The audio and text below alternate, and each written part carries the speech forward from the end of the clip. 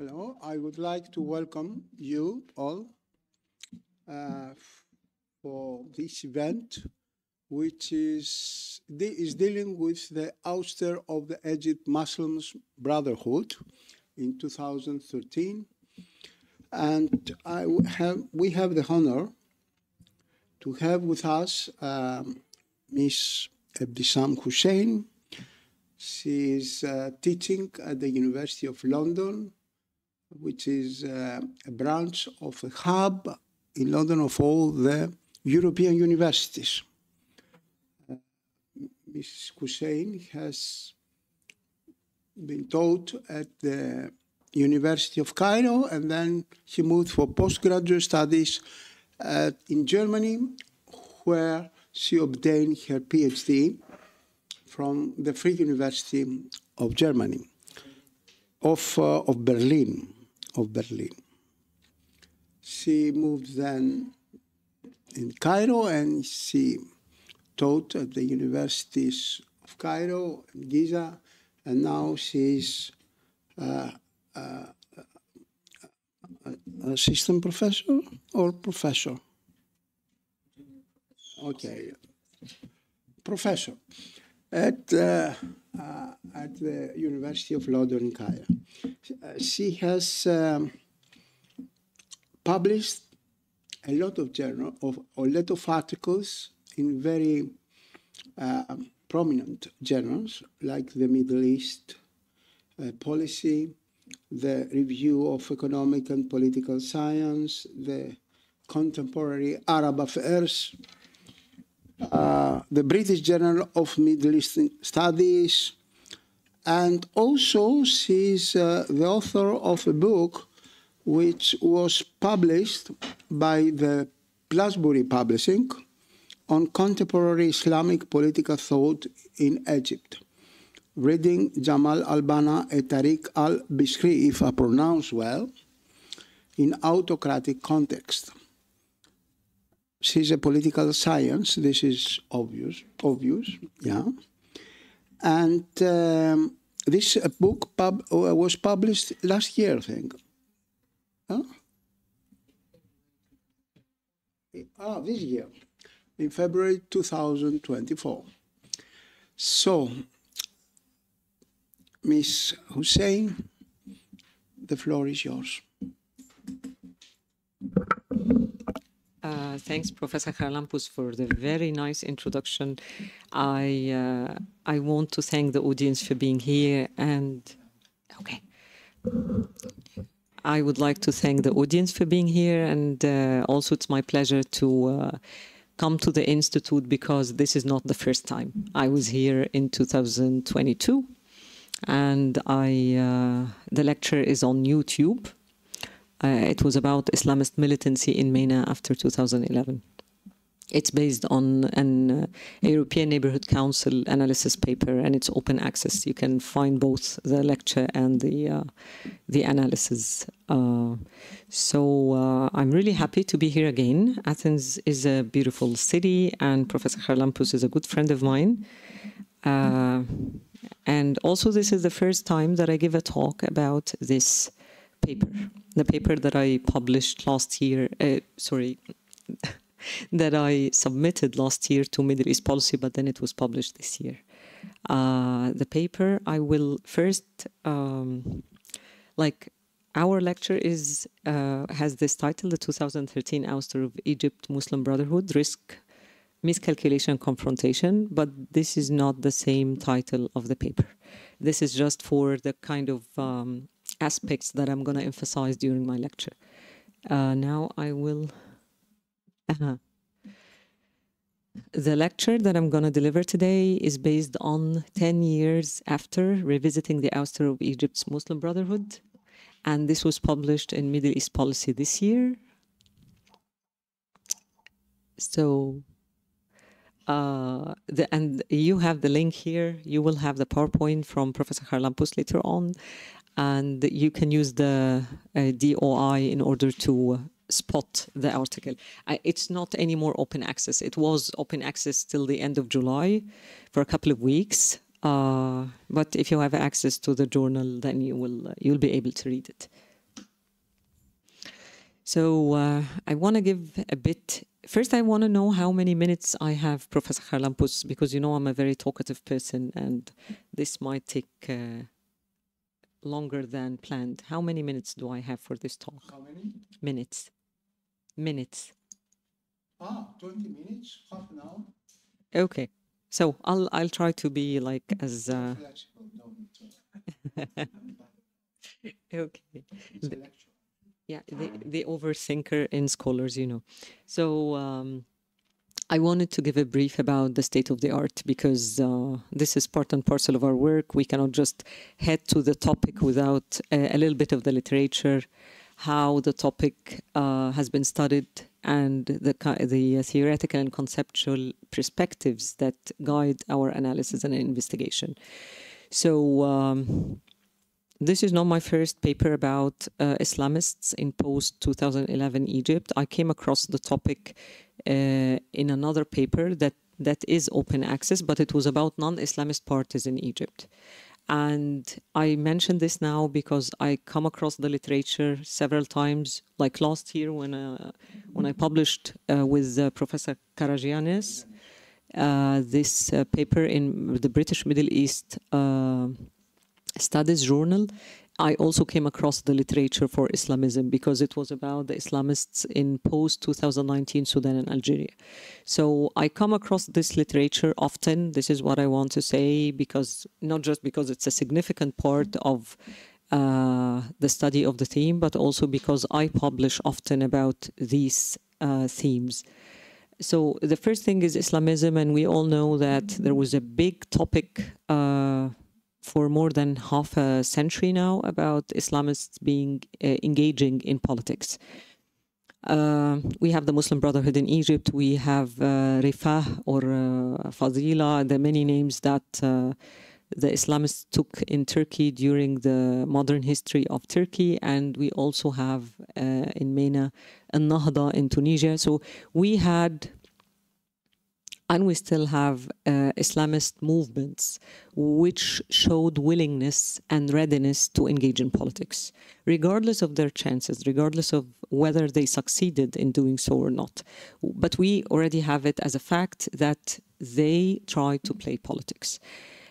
And there's always the debate about whether Islamism is still today the one that the version of Islamism that was prevalent during the mid-20th century.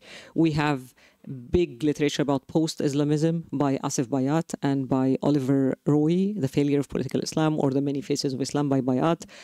And actually, the term itself, post-Islamism, was coined by, or like Asif Bayat was one of the pioneers using it. Okay, more?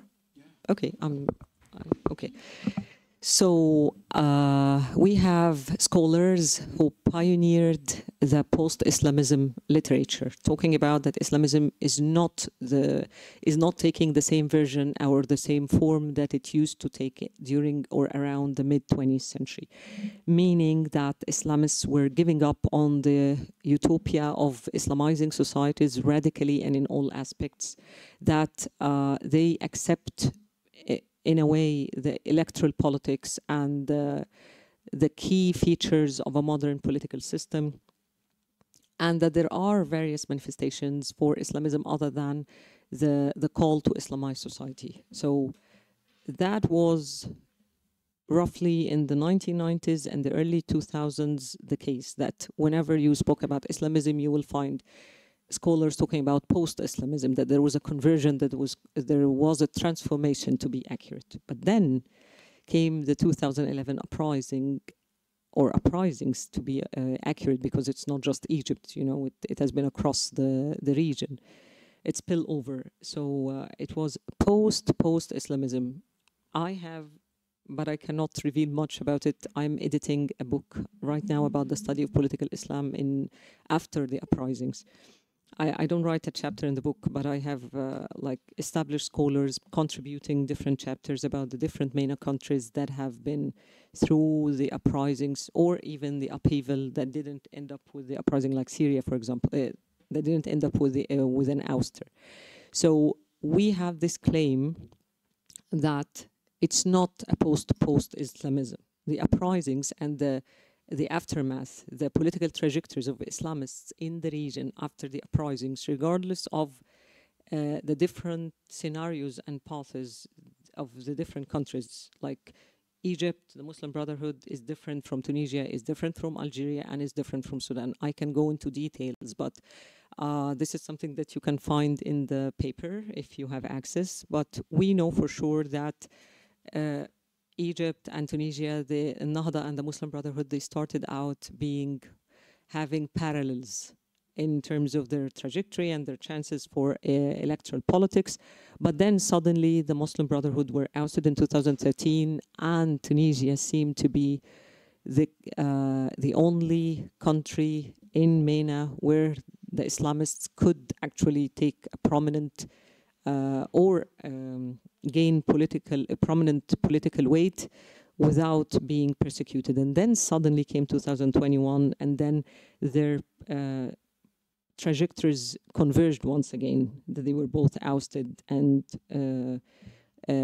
faced legal prosecution. So, but of course this is different from Algeria, and this is also very different from Sudan. So we can never claim that there is a post-Islamism. There's no such a thing. I mean, we don't have radical changes that would tell us that it's now a third version of Islamism that's taking place or like spreading out in MENA. But what we can claim is that in most of the instances, in most of the cases, Islamists in post-2011 MENA reacted to the context where they were playing politics. So if the system is open and dynamic, they made use of it. If the system was in conflict and civil war, they did actually take part in it. And they were very adaptive to the situation. But in cases like Egypt and Tunisia, they were totally excluded. And I focus today on Egypt. I don't want to delve in deep into the other cases. Of course, if we have the time, I would have done it. But we have our focus here on the Muslim Brotherhood. I just wanted to say that we're far from claiming a post-Islamism. Now, I want to give a little bit of a background about the Muslim Brotherhood in Egypt. I'm sure many of you are familiar with the reputation of the Muslim Brotherhood as a philanthropic movement that showed interest in politics across different Egyptian regimes. And the fact that they were prosecuted and persecuted across different Egyptian regimes. With different grounds, or on different grounds, they were persecuted, but the persecution had some brief interruptions. Like at the very beginning, the Revolutionary Command Council in Egypt had actually good relations to the Muslim Brotherhood. But then they diverged, and Nasser saw them as a threat, and then they were put in jail. And then later with Sadat, it was something similar, but Sadat used them instrumentally in order to break the thrones of the Nasrists and leftists in Egypt. And that was one of the key factors that led to evident Islamization of the Egyptian society under Sadat, that the society itself, he allowed the manifestation of Islam in society in a very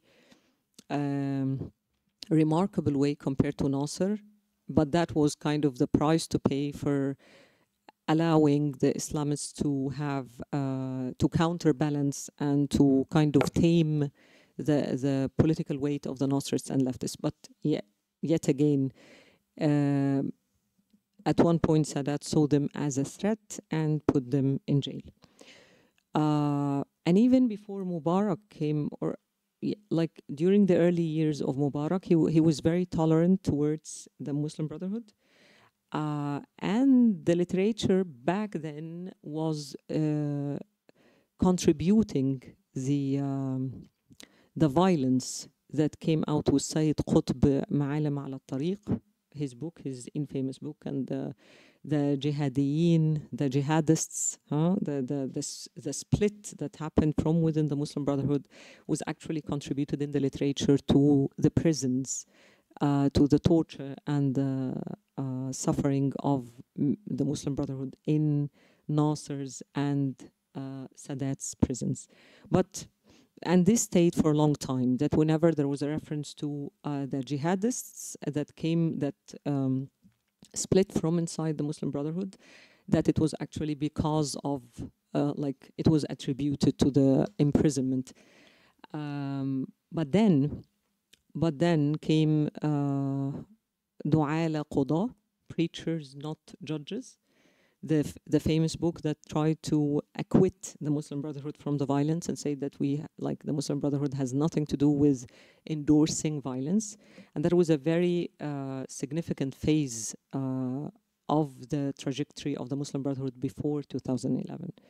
Then came Mubarak, and again, he was very tolerant at the beginning towards Islamists, and they could manage during the 1980s to enter parliament, but not using their character or their identity as Muslim Brothers.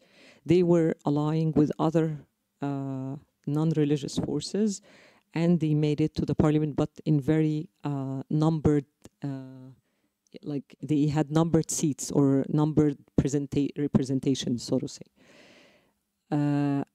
Then it was 2005, and 88 independent candidates made it to the National Assembly from the Muslim Brotherhood. And this instigated a very strong crackdown on the movement. Many laws were changed so as to make sure that their political weight is contained. And from 2005 till 2010, there was the concern of what happens in 2010. The 2010 legislative elections in Egypt were really important because these elections are believed to have been the straw that broke the back. Because the representation of the opposition was really almost absent. Even the opposition parties that were able to gain representation in the former elections weren't able to do it. Like they didn't have representation, and of course that was probably out of the concern that the Muslim Brotherhood could actually again gain some access. Few months, even weeks after these elections, the 2010 elections, came the uprising. January 2011, and then Mubarak was ousted on February 11th. And then the whole thing changed. It was a different Egypt. Openness, dynamism, tens of political parties were established, including, of course, the Party for the Muslim Brotherhood, the Freedom and Justice Party, الحرية والعدالة. And it was the euphoria of political competition, electoral competition in Egypt. What the Muslim Brotherhood cared for during this period is to assure the Egyptian society that they are not out to Islamize Egypt. They didn't stress issues like imposing hijab, for example, on women, the veil, or making sure that wine is not sold in public places. They didn't come across these issues because there was always the concern that Egypt's going to turn into Iran. And that was a big thing. So yes, of course, they presented themselves as Islamists, but they didn't want to scare the non-Islamists or the non-religious factions in Egypt that it would be a threat to the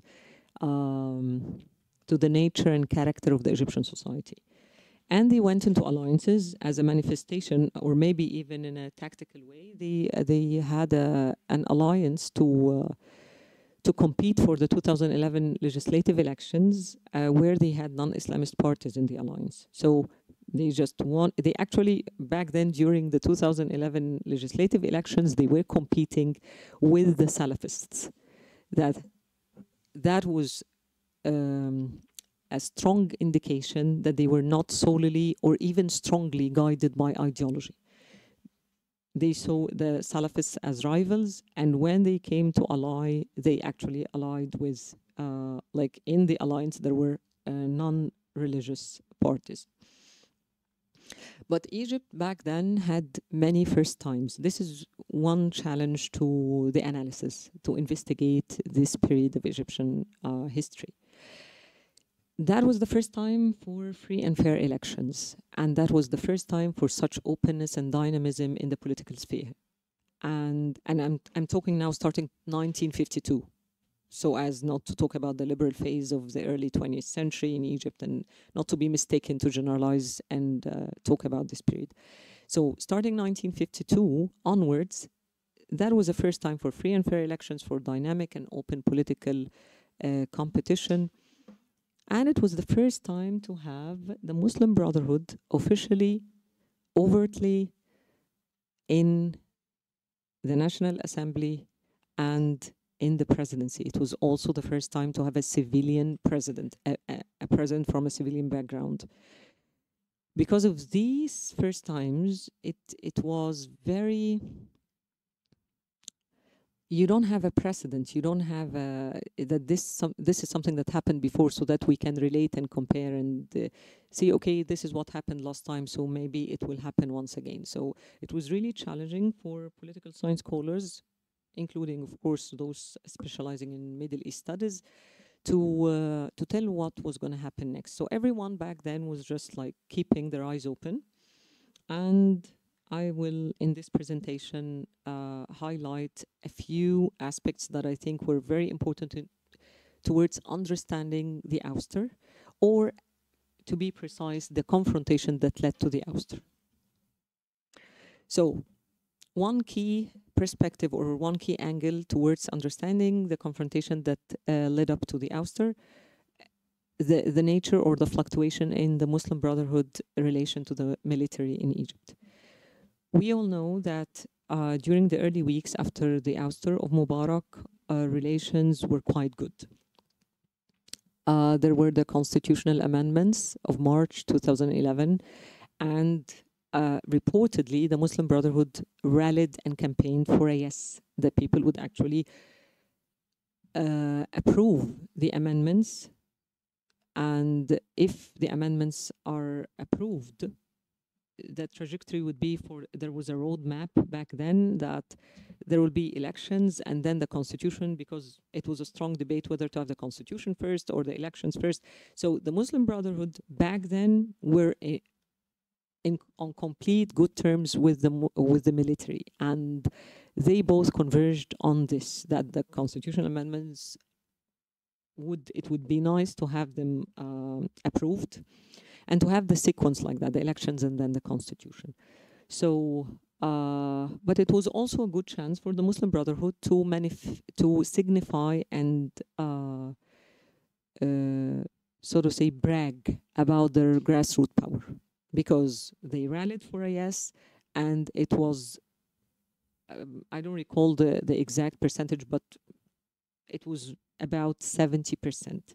So it was not a tight vote. And that was one way they could flex their muscles and say, if we stand for something, it should pass, or it's kind of, we are capable of mobilizing the masses. But then, gradually, and we cannot tell when exactly we started to diverge, the Muslim Brotherhood and the military, things were not so, like we have bits and pieces that I highlight also in the article. For instance, Isam al-Arian, the late Isam al-Arian, one prominent member of the Muslim Brotherhood, made a call that the National Assembly would have a say, or would have the say actually, to form the cabinet, because he knew back then that the Muslim Brotherhood stood a very good chance to win a plurality of seats, or at least a significant portion of the seats. And that was not the original plan, or like there were other alternatives like that, to have the cabinet formed away from the National Assembly. So they were they are trying to pull things towards them. And they withdrew, the Muslim Brotherhood withdrew from the advisory council because they didn't like an arrangement that the military went for. And they said, if this is what happens now, we're not part of the advisory council. So there were bits and pieces. There were very tiny instances where you can tell things are not formal, but you can tell that the relations weren't good. But then came the election of Morsi in June 2012, and things became, let's put it this way, they surfaced. They came to the surface. There was the June addendum, the addendum that stripped the president from many powers that were granted or like stipulated in the 1971 Constitution. And the dissolution of the National Assembly was a court decision, but the Muslim Brotherhood believed it was political. And in one of the leaked videos, I'm not quite sure if you know about them or not, but we call them in Egypt tasribet, and I mentioned them in the article, and I use the links on YouTube. They are there. These are leaked videos of encounters between the Muslim Brotherhood and the military, and you can see in one of the videos Morsi asking the late General Tantawi to about the elections first, that making sure that the Muslim Brotherhood would win the elections, and we're like, okay, we're not interfering. Like Tantawi was like, and he said, just make sure. So you can tell that they believed, the Muslim Brotherhood believed that the military had a role to play from behind the scenes, or that they have an impact and they can do something about molding and shaping the political outcomes. This is what you can tell from the leaked videos. But at the end of the day, Morsi was very defiant, because once he became president, he called on the National Assembly to reconvene, and this is one thing. And then a couple of months later, he had the November we call it the November Declaration of 2012, where he shielded his decisions from judicial review. And that was a big thing. And of course, for a movement and a political party that claimed to respect democracy, it was a big failure, because he was like, okay, no one can ask me what to do. Of course, in the background, there was the gossip that the Shura Council would also be dissolved. So this is why I will talk in a minute about past dependence, the kind of pressure that the Muslim Brotherhood were under back then when they decided to confront the military and defy the decision of the military, when the military decided to support Tamarrud. So I say at first they had good relations, and then relations weren't that good, and then they ended up with a confrontation. Tamarrud was integral to the trajectory that led up to the ouster, because without the call, things might have taken longer for a potential ouster. I mean, virtually, the Tamarrud call and the mobilization, the massive mobilization that was instigated by this call, made it clear that the Muslim Brotherhood had a real legitimacy problem in the Egyptian society, that there are millions of Egyptians who were not okay with their policies. The problem is, there was also a parallel gossip that Tamarrud was made up, that Tamarrud was actually not a genuine grassroots movement, and that it wasn't really concerned for democracy in Egypt. The Muslim Brotherhood back then insisted, when Tamarrud first appeared in April 2013, that actually we should respect the mandate and tenure of the elections, and that in 4 years, if Morsi is not doing well, then you can just remove him through elections. That was their key argument in order to counter the mobilization. And again, they believed all the time that it was just made up, financed, it wasn't true. So I say that at that point, they were in denial. Like, even if Tamarrud wasn't a genuine popular movement, we could see that millions of people gathered in squares during the the very last days of June and the early days of July, calling for Morsi to withdraw from politics. If this is, I just want to emphasize that this is not to say that it was a good thing that millions of people went to the streets because they wanted Morsi out. We know that countries transitioning to democracy, one of the key impediments to a success of the transition is actually people do not believe and support democracy enough to let it succeed. If people do not think that democracy is the best way to run politics, it can be easily like, oh, I don't like this president, I don't like this National Assembly, let's overthrow them, or let's just dissolve them, let's call them to call on them to renounce their positions, their political office. So again, this is not, I don't delve into whether it was a good thing or not, but one thing we know is that millions of people took to the streets, and that the Muslim Brotherhood were all about, okay, just wait for the next elections, and you know, it's all made up, and so on. So came the ouster. What we know is that the military wasn't clear about taking which side when Tamarud appeared. Like Tamarud appeared in April, and then very late in June came the statement that showed that the military would actually call on Morsi to respond to the popular call. So throughout the weeks, when Tamarud were mobilizing, we're like getting the signatures of Egyptians in order to have to call on Morsi to kind of impeach him. This is how it was put. No one knew what the military thought about Tamarud, or what they thought about if Morsi should actually withdraw or not. But what we know about the Egyptian military is a few facts that I'm gonna in the next slide I'm gonna highlight. But let's say the key thing about the military in Egypt is that it has a mandate and believes to have the mandate to safeguard national security, public order, and so on. So the Muslim Brotherhood, it is totally inconceivable to think that it didn't cross their minds that the military might not support them. That out of concern, at least for public order and national security, and out of fear from a wide-scale upheaval and turmoil, that the military might interfere, intervene and do something about it. So this is why I talk about the miscalculation part. We all know that there is something called confirmation bias. That there are people, or that actually people, many people, seek out information that would lead them to the conclusions, to the outcomes that they want.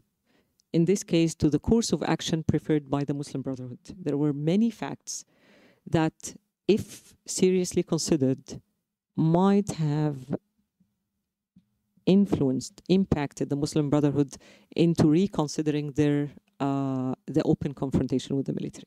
So, again, there was no clear stance on the part of the military towards the mobilization from Tamarud at first, and then came the call on Morsi to. During that time, I have to mention this. During when things were escalating and we're moving towards the end of June, the Muslim Brotherhood and Morsi in specific kept a speech of conspiracy, the old regime and the deep state and the need for reform. That was the common language of the speeches, and trying to emphasize that everything is going to be fine, and it's just like we need more reform and we need patience. And even when the military made it clear that they would prefer that, actually requesting that Morsi would withdraw in very responding to the popular call, then Morsi was talking about martyrdom, that, okay, we have to istishhad, we call it in Arabic. It's like it comes from the terminology of Islam, you know, like people die for their religion and for their belief and their faith. So they didn't, Morsi and the Muslim Brotherhood, they didn't relinquish, they didn't budge on, no, Morsi stays, this is how it is, we're not submitting to the demands of Tamarud because we don't believe actually Tamarud to be real, and we're fine. Happened the confrontation and then the Rab'a raid. Many people died. We all know about it. So this is actually the core of the lecture. I know I'm a very talkative person, but I will try to make it very brief. This is actually what I was like, everything we said leads up to this. Why the confrontation? Why did it happen? We have in political science, and many of you of course know about it, path dependency. Our path defines or limits, to be precise, our options. I studied political science for more than 20 years. What are the chances that I leave political science right now and turn to work in marketing? See, the more you spend time on a specific path, the less the chances that you can change it. And this applies to the Muslim Brotherhood. The thing is, before 2011, they paid the price for their willingness to play politics. They had a grassroots power that they couldn't convert into political weight, and they were put in jail several times. So you see, they wanted to play politics, but they were barred. Many of them lived in exile, and even inside Egypt, they were many of them weren't open about their affiliation with the movement.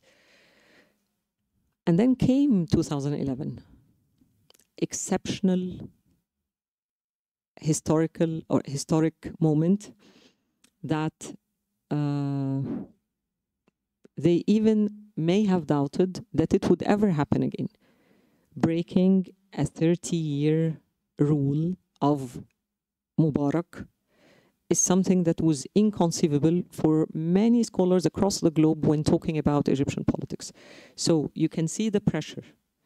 First, the long-term prosecution and persecution, then the openness and dynamism. Now we have the chance. It's now or never.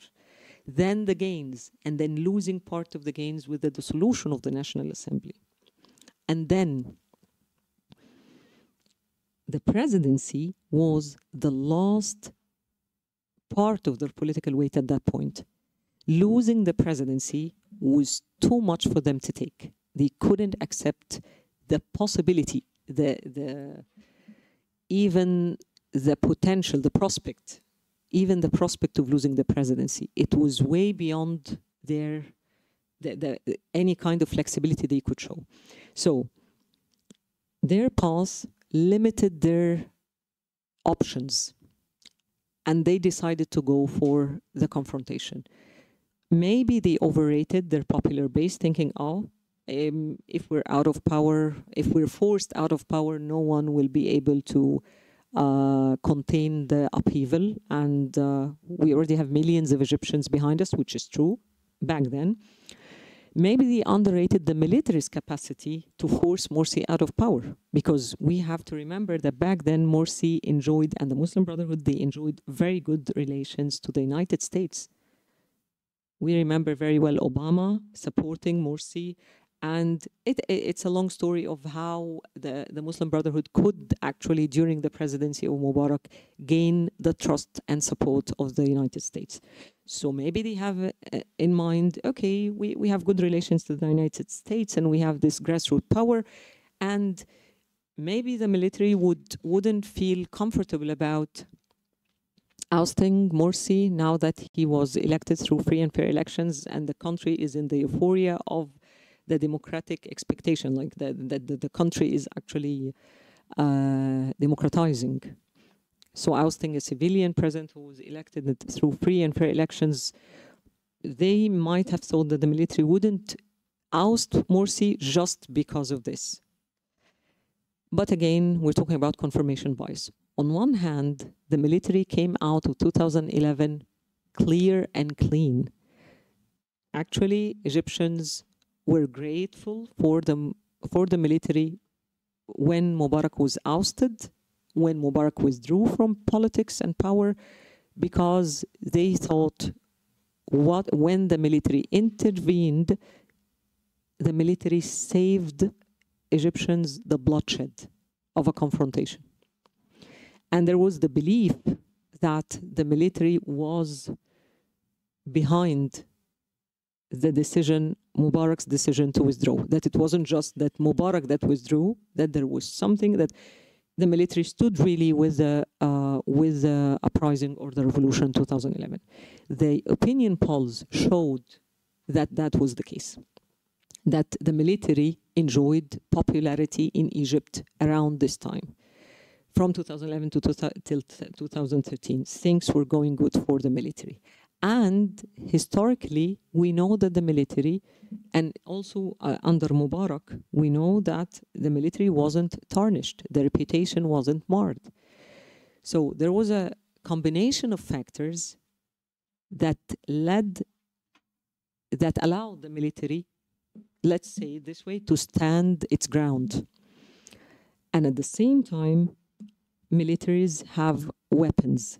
They are actually, in Egypt also is the case, they are the highest and biggest element of the security establishment. So why not coordinate? This is the point. That was my puzzle in the article. Why not coordinate with the military? Again, it is the past dependence. The idea of what if we go to the military and they say, we will not support you? Maybe this would have accelerated the confrontation. Maybe it would have made it earlier than June and July 2013. If you're not willing to take different alternatives, maybe it's better for you to avoid asking the military for their position on the tamarrud and the popular call.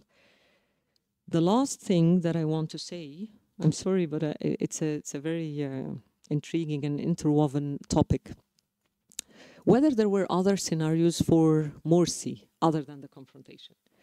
So one thing that we know from the leaked, not from the leaked videos, I'm sorry, but from the interviews of Muslim Brotherhood officials that lived in exile after 2013, people who served in the cabinet under Morsi, they mentioned that during the upheaval and before the ouster, they already advised Morsi to reshuffle the SCAF, the Supreme Council of the Armed Forces. And actually, they asked him to dismiss. I mentioned the link for the video in the article, for this video where one of the officials would mention this, that they wanted Morsi to dismiss Sisi. He was back then the defense minister. They told him, dismiss Sisi, reshuffle the Supreme Council of the Armed Forces, or at least dismiss Sisi and promise early elections. If you do that, the military wouldn't have the ground and the justification to oust you. But he didn't listen to them. And of course, we don't know if he had listened to them, that would have worked. The other thing is the not coordinate and coordinate. If the Muslim Brotherhood decided to coordinate their stances and maybe accept a withdrawal for a safe exit, that would maybe have saved a bit of Egyptian democracy. The openness and dynamism that was the case back then might have been partly retained. But of course, we're not here to tell, okay, that was right or that was wrong. What we want to say is that based on game theory, based on the idea of having different players with different givens, we know that there was a chance early on the Muslim Brotherhood couldn't have overlooked that or missed on that actually the military might have called on Morsi to withdraw. I'm really sorry for taking too long, but this is my first lecture about the article. Thanks for your attention.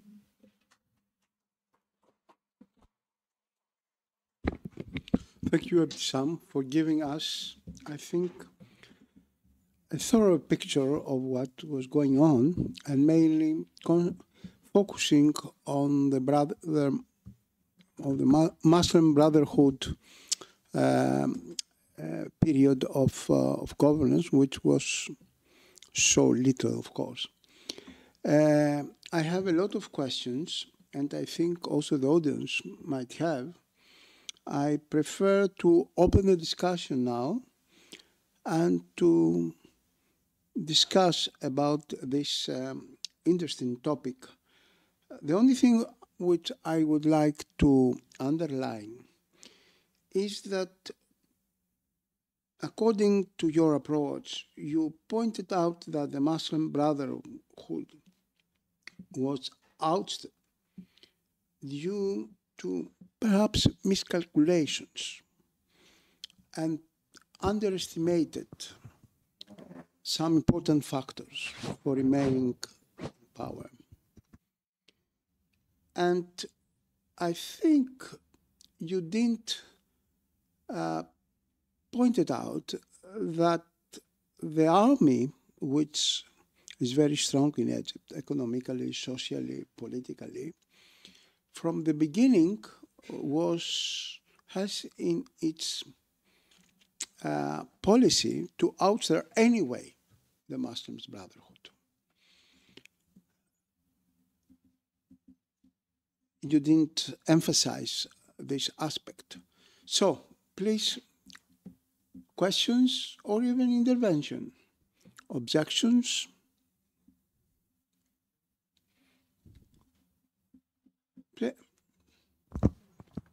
Mr. Marcato, please, if you like to identify yourself, because we're recording the event. Thank you. So my name is Thras Marketos. I'm working for the University of Peloponnese, and I would like to ask you precisely, we see nowadays a rapprochement between the actual government in Egypt and Erdogan's Turkey. We also remember that Erdogan has since many years been very close in supporting the Muslim Brotherhood. He's also taking a stance in favor of Hamas in actual war with Israel. So how do you see from your aspect this rapprochement, the political, economic rapprochement that is taking place between the two countries? Thank you very much.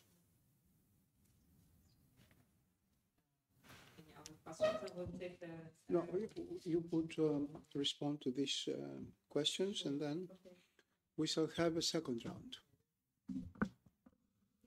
So, Professor Charalampos, you just made a huge claim about the intentions of the military to oust the Muslim Brotherhood anyways.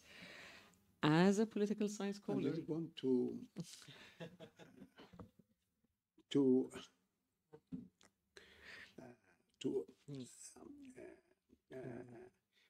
have such kind of objection to your article. Just you could consider it as a provocative. Yes. Okay. So actually, this is a very intriguing, as you just said, it's very intriguing to think about whether there was the intention to oust the Muslim Brotherhood anyways.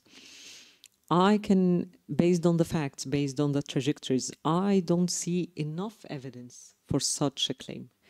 I mean, whether the military decided from day one that it's a matter of time and then the Muslim Brotherhood would be ousted, like, okay, just let them play politics and let the Egyptians be happy about democracy and then take them out.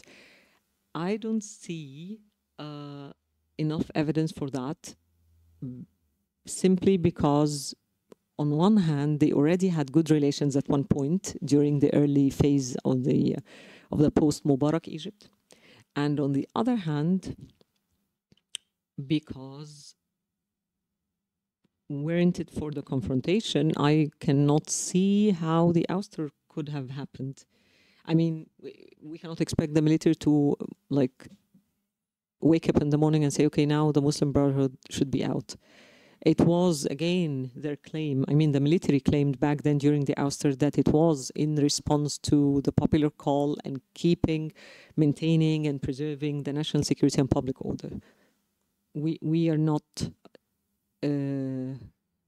discussing if that was true or not, but I mean, we already had the millions of people who were gathering in a defiance of Morsi's rule, and we have the military saying, okay, because of that, I'm going to do this.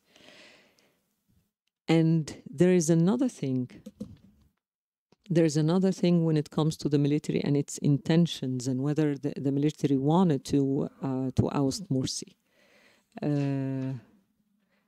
The military knew back then when it ousted Morsi that would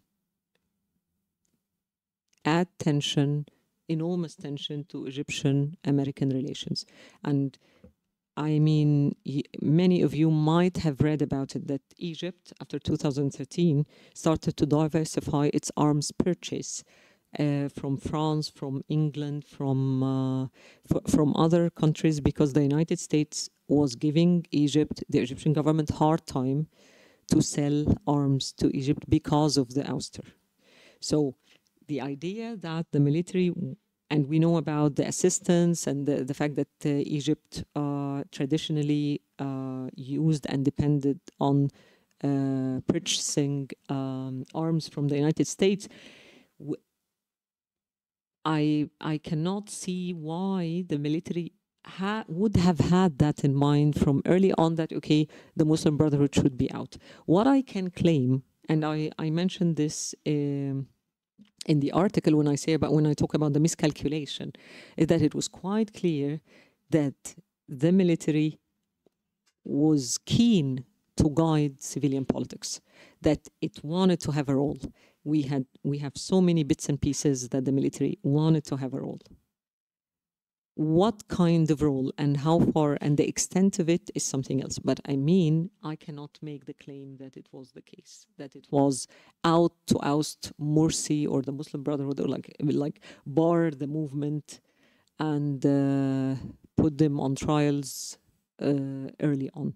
The other thing, and it's a very good question about the Egypt to Turkish relations.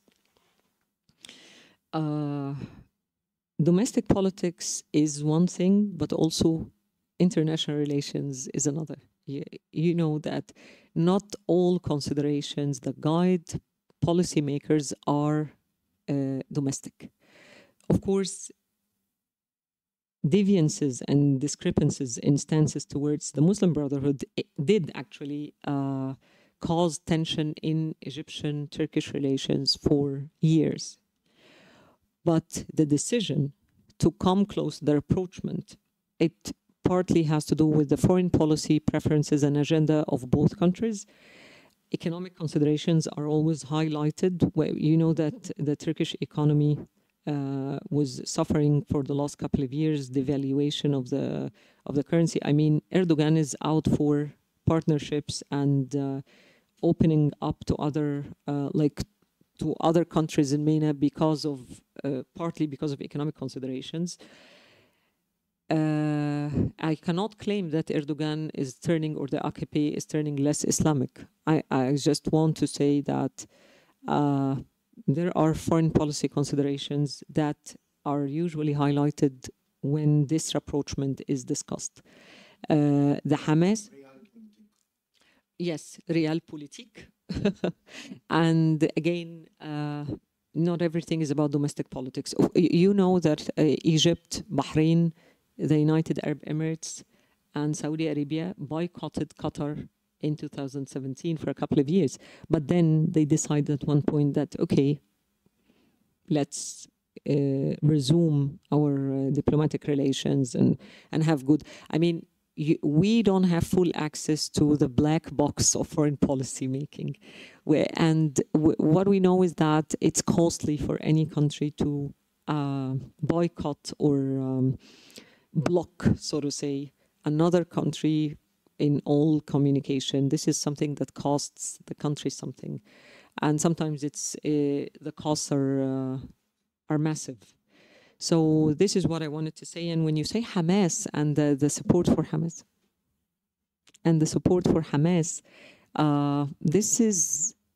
Hamas is different from the Muslim Brotherhood, and the whole thing about the Gaza, the 7th of October, you know that in Arab countries, state and society are not unified, are not uniform when it comes to their stance, their position on Hamas and the initial strike. We have countries that opposed it, that condemned it, and other countries that are not sad about it. And I mean, it's a special case. Hamas, I'm not, like, if they stand for Hamas or if Erdogan supports Hamas, this does not contradict a betterment in Egyptian-Turkish relations. Welcome. Thank you. Other question? Yes, please. Identify the microphone, excuse me. And identify yourself. I'd like to thank you for your lecture. I'm a freelance researcher on Asian studies, and I'd like to ask you about the relations of Egypt with the Shanghai Cooperation Organization and the BRICS. Some words, if you can. About, I presume, Shanghai Cooperation, about Egypt. And you mean its membership? Yes, BRICS. BRICS is as a full member, and Shanghai Cooperation is a dialogue partner. And if you can tell us about these some words, and maybe the probable reactions of Muslim Brotherhood about it, about these relations. Thank you.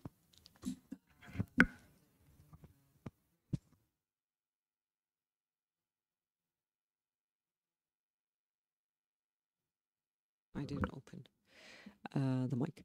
Switch it on. The BRICS is sort of an economic constellation, so to say. It's trying to counterbalance the power of the US dollar. Many countries, Egypt and other countries, joined out of their desire to reduce dependency or to kind of reduce the demand on the US dollars. It should be economic at the first place. Of course, it is expectedly leading up to political consequences, like in terms of mitigating the US political power, but it's an economic like scheme, and it's out for economic reasons, basically. The Muslim Brotherhood and their stance on it, I don't recall that they are not in power, so I mean they don't have a say whether Egypt joins or not. Why should the Muslim Brotherhood be unhappy that Egypt is trying to reduce its demand on US dollars?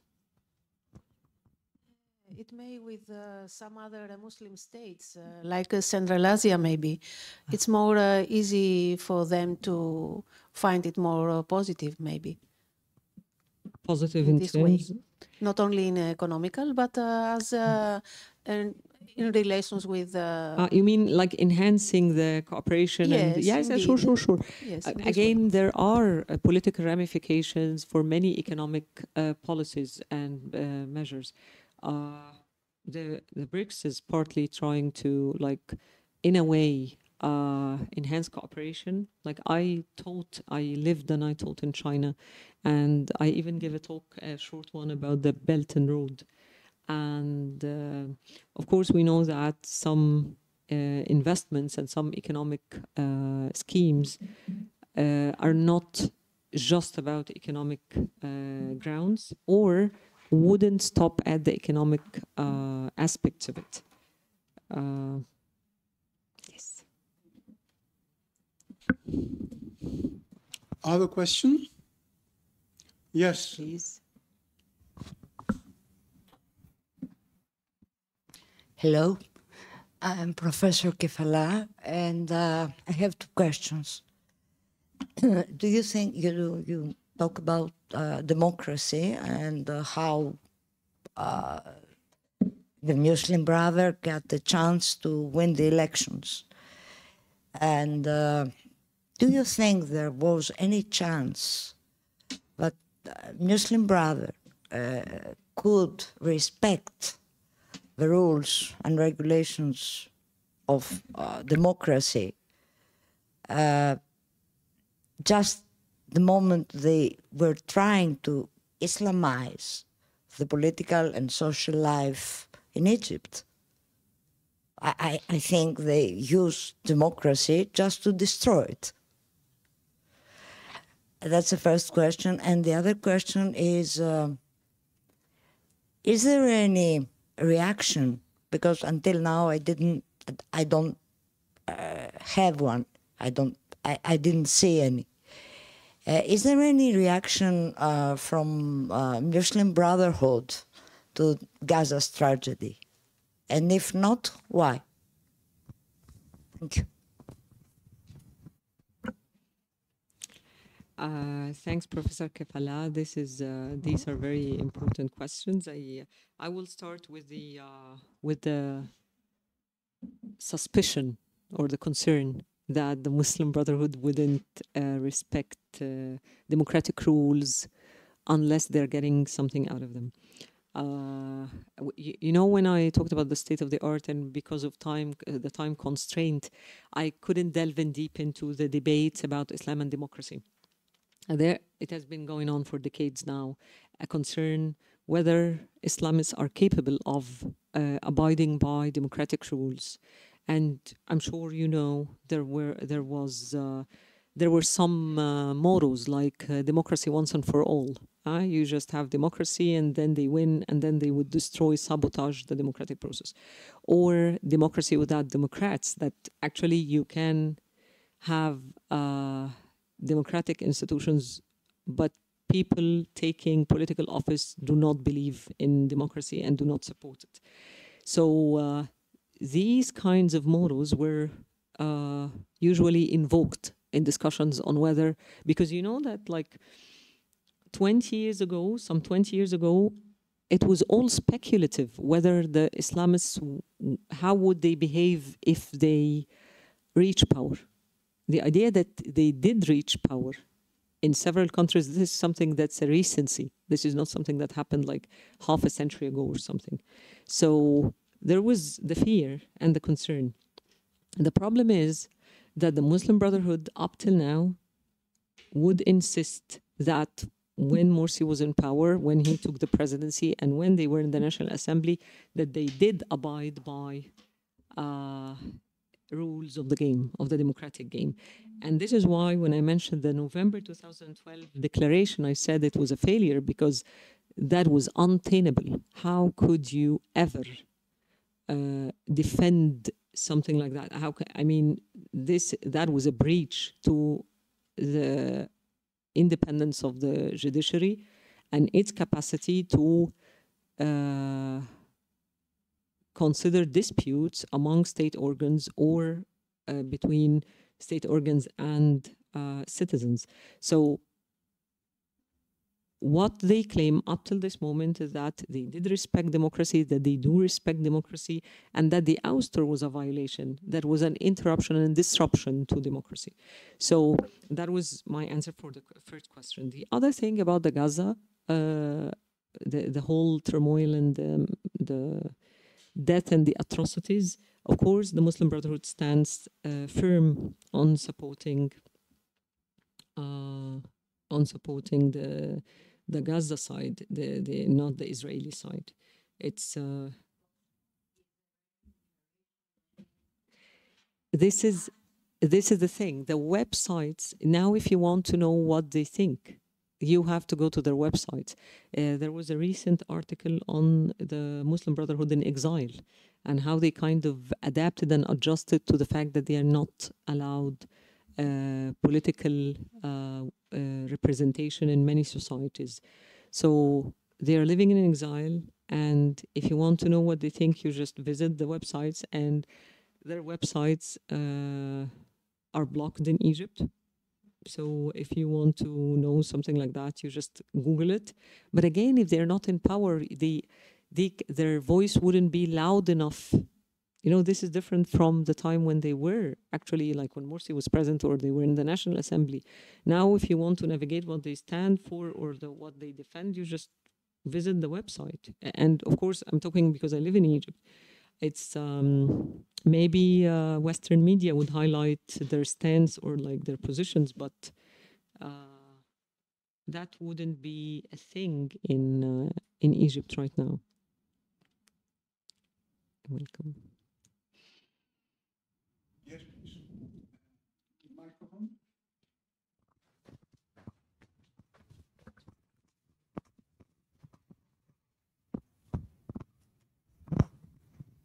Good evening. Okay, I'm Mr. Koumbias from Crete University Press.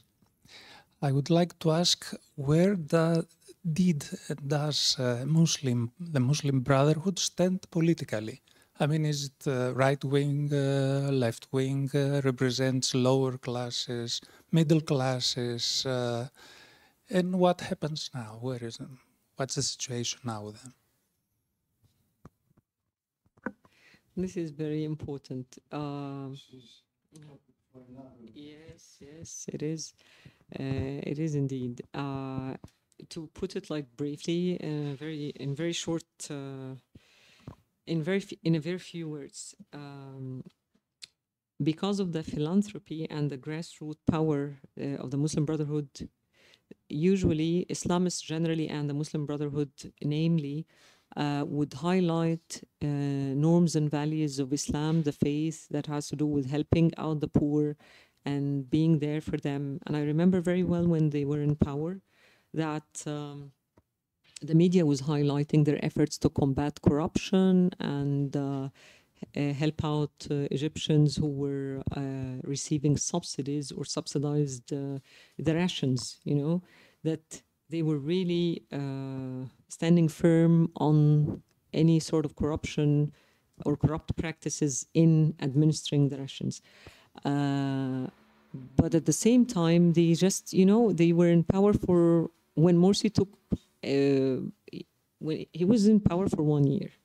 And we cannot claim that when he was in power, or even when the Muslim Brotherhood made it to the National Assembly, that they were trying to revolutionize the society from the bottom upwards. They didn't do that. They didn't say, okay, now we're gonna, they're not like Nasser when he decided the socioeconomic reforms and said, okay, we're gonna take part of the land from the rich and give it to the poor in order to allow some socioeconomic mobility. It's not the case. Like, they didn't do that. They already have businessmen. Khairat al-Shatar was a big businessman, even under Mubarak. So they didn't take the stance of, okay, now we're in power, now we're gonna take the money from the rich and give it to the poor. Redistributionist policies weren't at the core of their political platform. What they cared for, as I just mentioned, was to assure the society that they are not out to Islamize it, and that they would respect democracy and abide by its rules. That was their key concern. But of course, they made the effort to enhance, when they were in power, to enhance the lives of the poor. Welcome.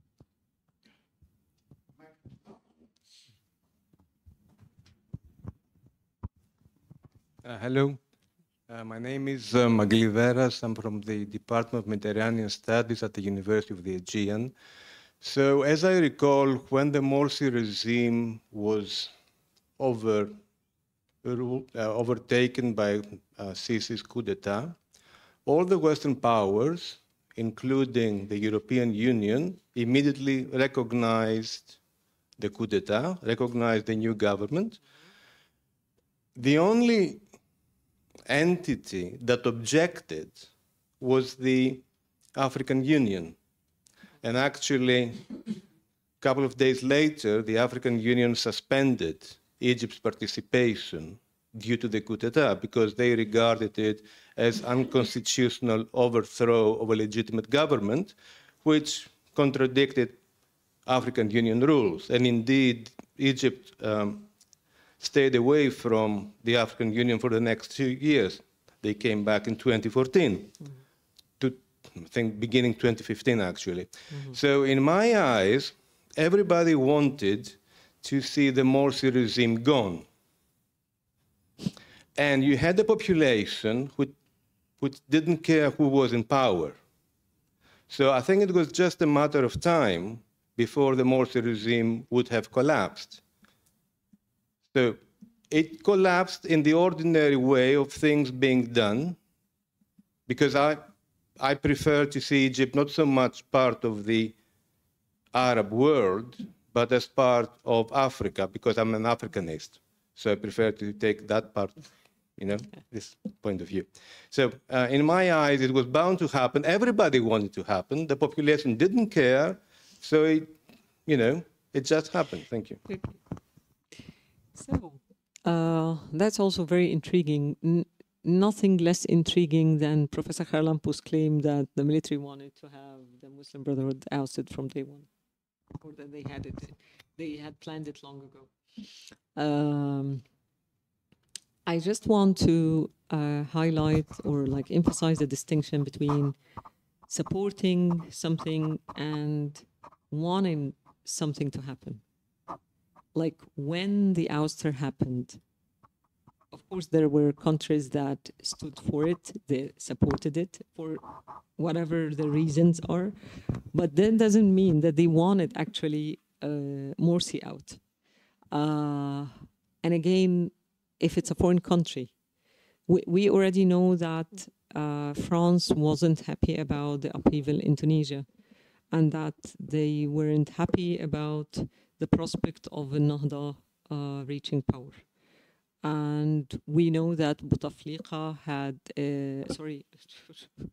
Zain al-Abidin bin Ali had the support of France for a long time.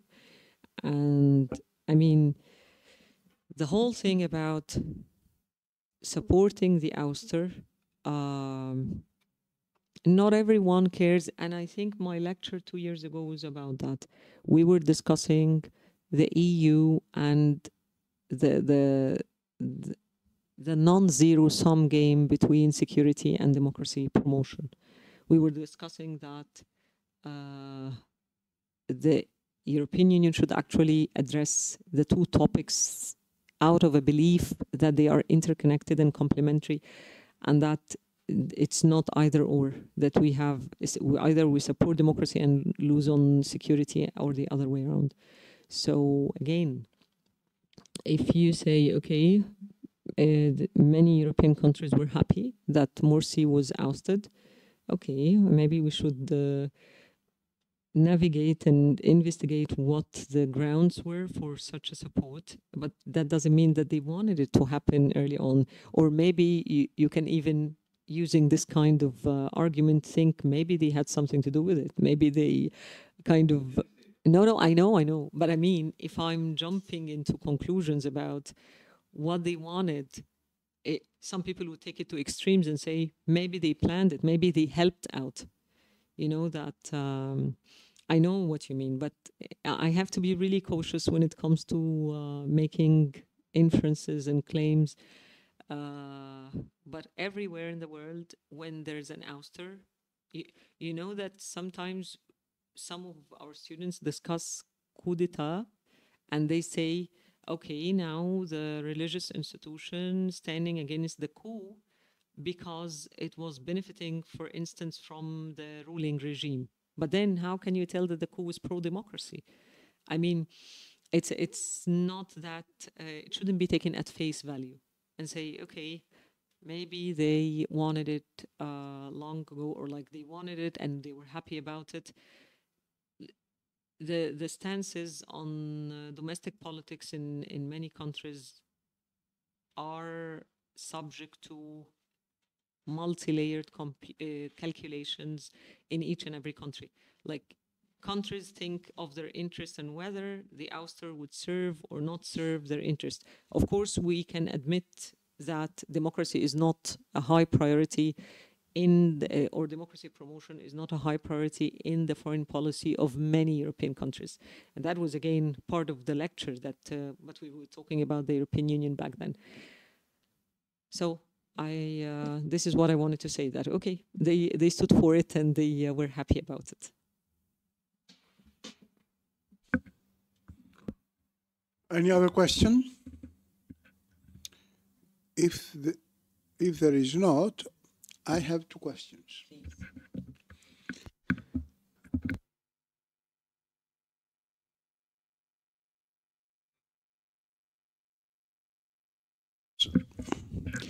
If we try to compare the situation in Egypt with the situation in Algeria in the early 90s, we see that also in Algeria there was an intervention from the army. Of course, the two countries are completely different. And what happened in Algeria, it was a civil war after the army intervention, which lasted, I think, until 2000.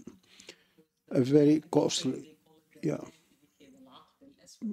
But there are some similarities, however, because there was a Muslim movement which won the elections. In the case of Algeria, it was the local elections.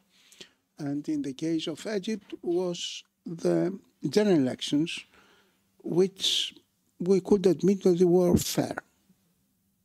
Okay? In Algeria, however, there were also a movement against the Muslims and the National Salvation Front, especially from the middle class and the secular people. I think the same happened in Egypt. Even I could say that many young people were against the Muslims brothers. If I don't make a mistake about that, please correct me if I make a mistake. So, for example, this is if we could compare the two cases, and the second question is about Tamarot, which was against the Muslim Brotherhood. What was the social base of this movement? There were liberals supporting the establishment of a liberal democracy in Egypt. There were secular. There were even, as you pointed out in your presentation, that at the end of the day they supported the Sisi government, and it was demonstrated in favor of the intervention of the army intervention. If you could respond to this question, if we could compare the two cases, and secondly, the social base of Tamarot. Okay. Actually, Tamarrud means rebellion in Arabic. Yeah. So it was kind of rebellion.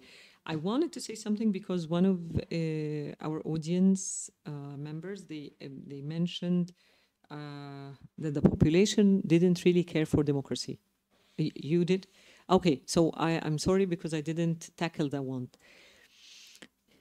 I'm not quite sure you know about it, but when Morsi won the presidency, there was the belief that the share of votes that he received was partly motivated not by the support for the Muslim Brotherhood, but actually antagonism and adversity with Shafiq, because Shafiq was regarded as an old guard, that he was part of the Mubarak regime. And that was kind of plausible, not just because of it's really logical that many people would fear having Shafiq because he is considered to be part of the Mubarak regime. So this means that they would go and support Morsi just for that, not because they believe in the Muslim Brotherhood ideas or principles or anything. But again, when Tamarrud happened, the whole mobilization and the ouster, then it was like, oh, we already know that Morsi won on a tied vote against Shafiq, partly because people didn't like Shafiq. Maybe if it were someone else, Morsi wouldn't have won. Okay, that someone, the other competitor, the other runner wasn't an old guard figure. So, okay, now we can believe that millions of people don't like Morsi because at the very first place, they didn't support him per se. They didn't really support him. They were just there because the other rival was an old guard. To claim that Egyptians didn't care for democracy, it's the same thing that I said in the article about we can never tell the size, which camp was bigger, the one that stood for the military to intervene and oust Morsi, or the side or the camp that was supportive of Morsi and the continuity of the rule. One thing we know for sure is that some people supported Morsi, or they were anti the ouster because they feared for Egyptian democracy and didn't want to have the military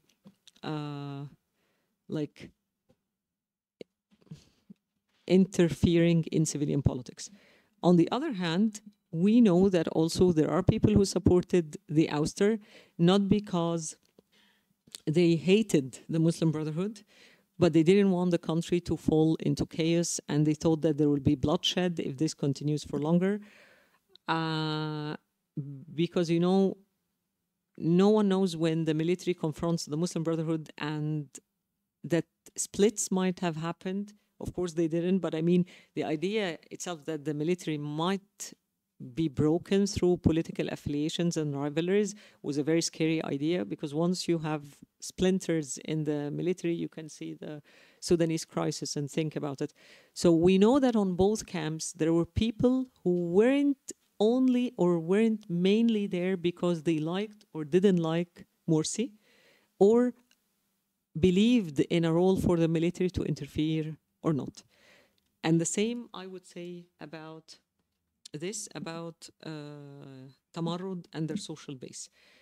Tamarrud was a call that I cannot say anti-Islamist. They weren't saying, okay, we're against the Salafis and the Muslim Brothers. They just said, we're not happy, and we think that Egyptians aren't happy about Morsi's rule, that Morsi should actually withdraw.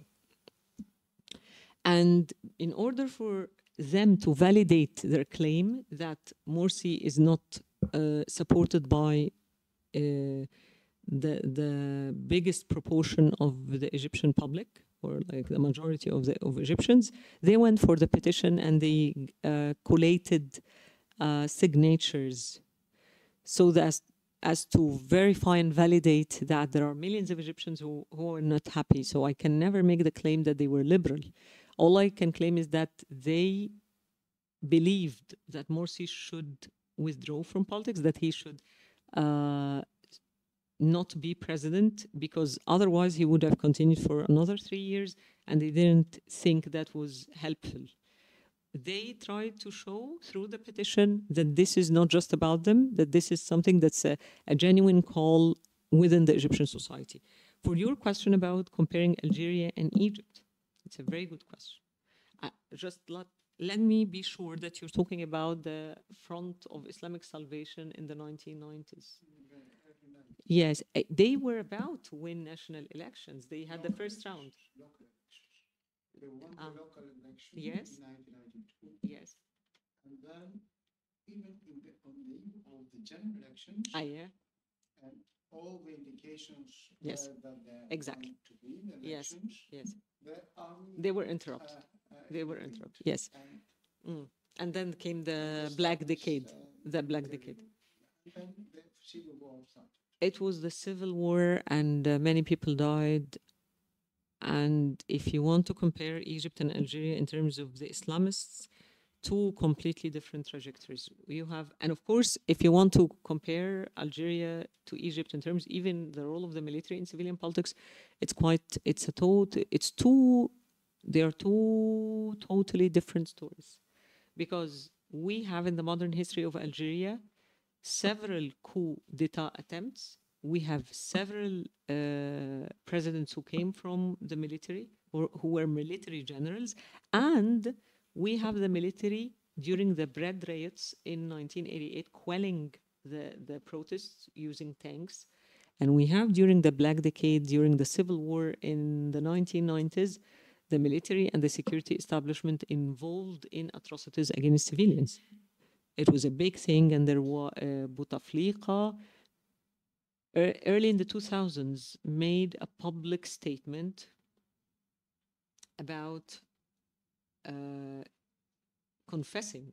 admitting to the role of the security establishment in the atrocities of the civil war, because they used security personnel used to disguise as Islamists and attack civilians in order to increase the sense of insecurity among the populace and hostility towards Islamists. This is proven.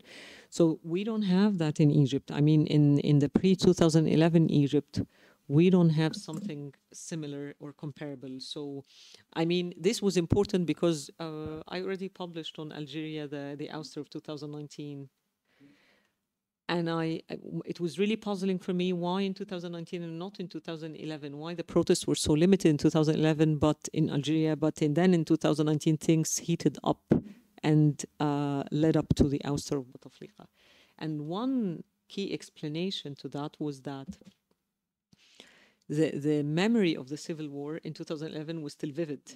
Many people lived through the horrors and the trauma of the civil war. And knowing that the military, more than once, was involved in civilian politics in a violent way was really scary, because then confronting the regime, knowing that the military was a key element in the elite structure in Algerian politics, meant a risk of being quelled and crushed by the military. That was not the case in Egypt in 2011.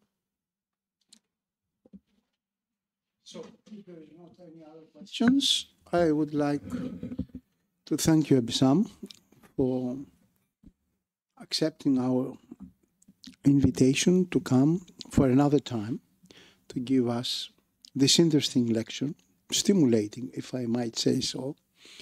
And I would like to thank you all that you have participated. You come and participated, asking questions. So thank you very much.